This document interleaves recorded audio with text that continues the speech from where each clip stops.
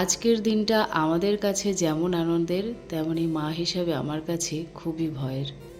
জানি না কেমন করে স্কুলে এসে থাকবে, টিফিনটা ঠিক মতন খাবে কি না। আজ ছিল মামামের প্রথম স্কুল।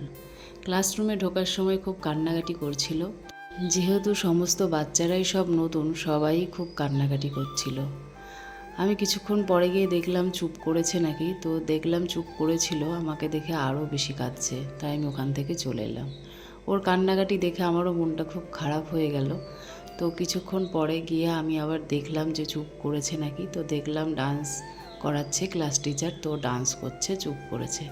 সেটা দেখে একটু ভালো লাগলো, কারণ ওর কান্নাকাটি দেখে আমারও খুব খারাপ লাগছিল। তো আমাদের সবার প্যারেন্টসদের একটা মিটিং ছিল, তো সেখানে আমরা ওয়েট করছিলাম। আমাদের মিটিং হলো, তারপর এদিকে ছুটি দিয়ে দিয়েছে মামামদের।